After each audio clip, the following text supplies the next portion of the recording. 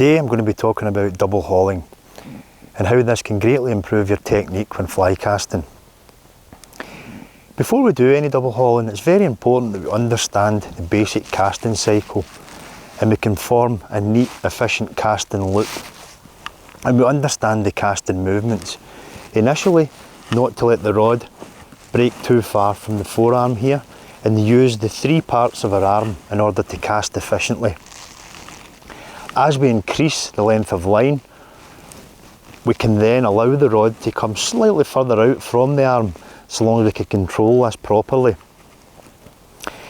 Double hauling is mainly about a smooth pull just at the stop at the end of the stroke. So on the back stroke, we stop the rod, and what we're aiming to do is coincide this movement or pull with this hand here. So the movement would be smooth and stop the rod, and at the same time we want to coincide the fastest part of the movement at the end of the haul. So basically my hauling hand, or my left hand in this instance, is going to be a kind of downward and upward movement. Many anglers bring the line down and the hand remains here, simply because they've either left it there and that's what they're used to doing mainly, or they don't have an efficient loop at the back in order to bring that line or to feed that line back up the way. We have to minimise any slack in the system, and in order to do that we have to have an efficient casting technique, which is the basic movements that we spoke about earlier. Now, how long we make that haul will be dependent upon how long our line is, or how long the line we're going to carry. As we increase the length of the line, we have to increase what we call the stroke length and our movement here. Likewise, when we increase the length of the line in our hauling movements, we have to increase naturally the amount that we pull. Now you'll notice my hand is going down, up, down, up, down, up.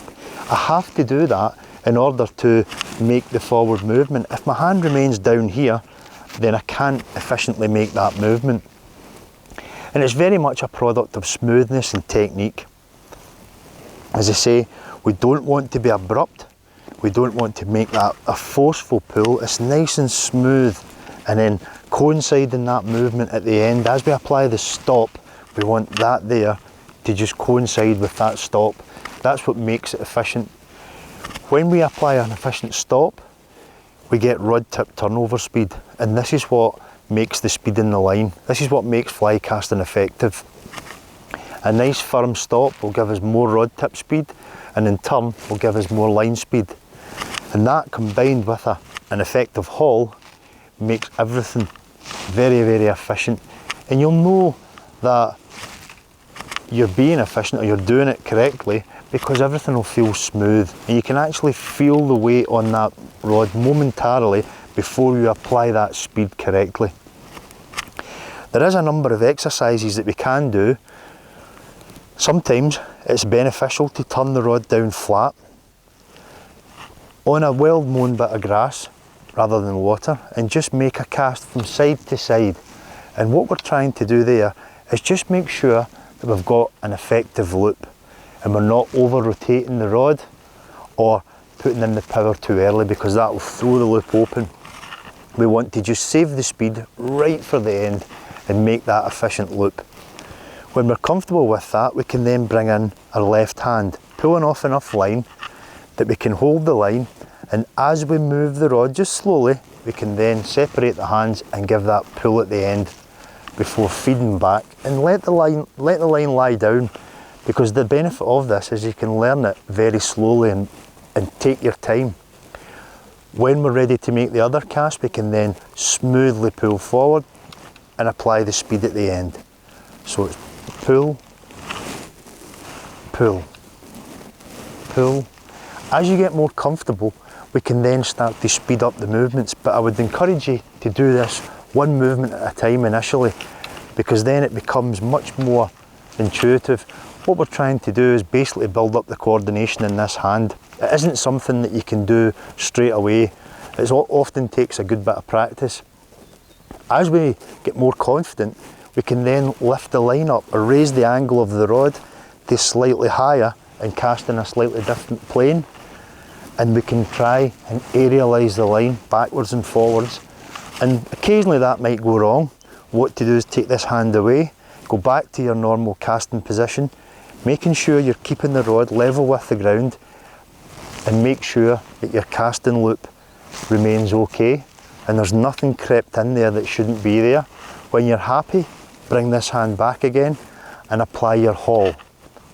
Haul, there, there. So we'll just work out some line and I'll just go through the movements.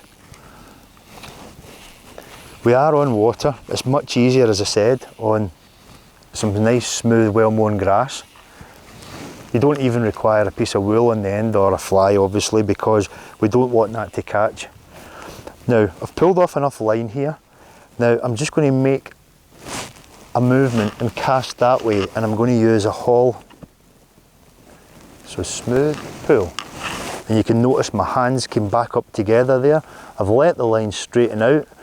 I'm going to do the same on the other side. Pull and back again. Pull and back again. Notice that the haul really just comes in just at that last moment there. And if I had to let that go, it would pull line away. So I know that that's pretty efficient. Everything's working okay. Hands together, pull. Hands together, pull. Now I'm getting a bit more confident with that. I can then raise the rod up a bit and try and aerialise the line for maybe just 2 or 3. It might help you to have something in mind, like the down up movement or whatever works for you. So I've got to that stage, I've done that several times now, and I want to lift that up and continue until I'm happy that I can still form a loop and keep this hand moving. If you notice that that line is remaining under tension throughout that movement, and most importantly the speed or that movement I spoke about, it just comes there, just at the end. I don't want to put that in too early and too harshly because that's going to affect the rod tip, and which in turn is going to affect my line. So we want to keep everything nice and smooth.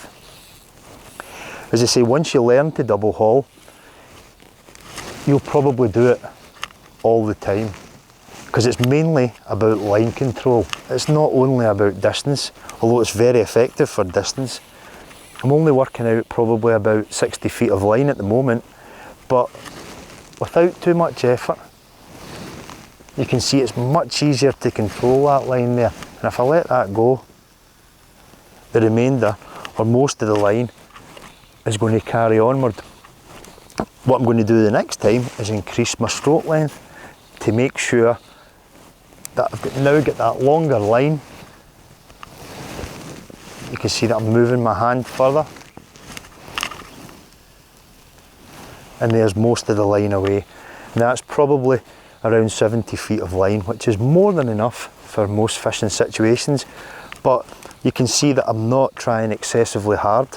I'm not putting in too much effort. And if things go wrong, again, what you can do is reduce the amount of line that you're carrying, go back, make sure that we spoke about, you've got your loop, there's your loop, everything seems okay, and then we don't need, all we need to do is make sure that straightens out without kicking excessively or failing to turn over properly.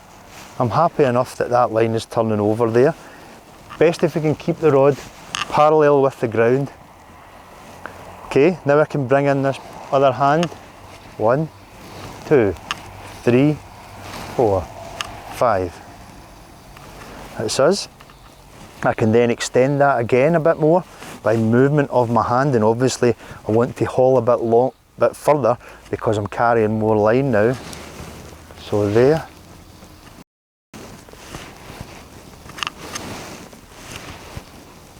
I'm going to let this go the next time. And the important thing is, when we're hauling, we've got the line under control.